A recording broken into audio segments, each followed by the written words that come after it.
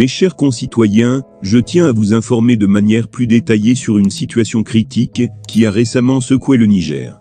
Le pays a été le témoin d'une tentative d'évasion de l'ancien président déchu, Mohamed Bazoum, en réaction à son incarcération prolongée depuis sa chute de la présidence. L'ampleur de ces événements soulève de nombreuses questions et préoccupations, et nous devons maintenant nous demander si le gouvernement du CNSP, le Conseil national pour la sauvegarde de la patrie, cherche à dissimuler ces faits cruciaux au peuple nigérien, ou s'il essaie plutôt d'apaiser les tensions croissantes. La tentative d'évasion, révélée dans un communiqué officiel diffusé tard, dans la soirée du jeudi 19 octobre 2023 par le colonel-major Tiani, le porte-parole du CNSP, s'est avéré être une opération soigneusement planifiée en 3 phases. Aux alentours de 3 heures du matin, le président déchu, Mohamed Bazoum, a tenté de s'évader, accompagné de sa famille, de 2 cuisiniers et de 2 éléments de sécurité. Voici les détails des phases de cette évasion avortée. La première phase impliquait que l'ancien président se rende à un point de récupération aux abords du palais présidentiel, où un véhicule banalisé l'attendait. Dans cette phase, les membres de la garde présidentielle avaient planifié discrètement de faciliter la sortie de Mohamed Bazoum. Dans la deuxième phase, le président déchu devait être transporté vers un lieu de planque situé dans le quartier Tangaré, à la périphérie nord de Niamey. Les détails de cet endroit restent flous, mais l'objectif était d'assurer sa sécurité après avoir quitté la résidence présidentielle.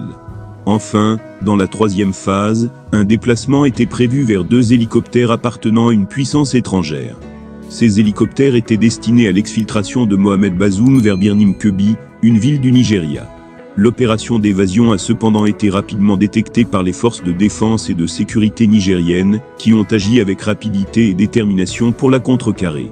Les principaux auteurs de cette tentative, ainsi que leurs complices, ont été arrêtés. De plus, une enquête a été ouverte par le procureur de la République pour faire toute la lumière sur cette affaire. Le gouvernement nigérien, représenté par le CNSP, a salué le professionnalisme et le sang-froid des forces de sécurité, soulignant qu'elles avaient réussi à préserver des vies humaines malgré l'attitude irresponsable du président déchu et de ses complices. Cependant, certaines questions subsistent. Est-ce que le gouvernement nigérien cherche à dissimuler une réalité plus complexe au peuple nigérien et à la communauté internationale? S'agissait-il réellement d'une tentative de coup d'État? Si l'ancien président Mohamed Bazoum avait réussi à s'évader, quel aurait été le destin du Niger? Est-il possible qu'il y ait eu un complot à la présidence impliquant des complices?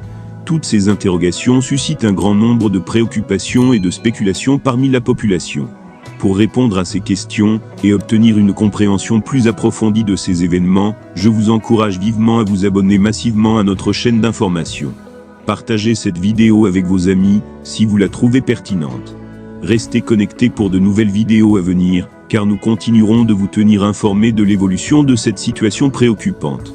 À très bientôt pour de nouvelles mises à jour. Au revoir.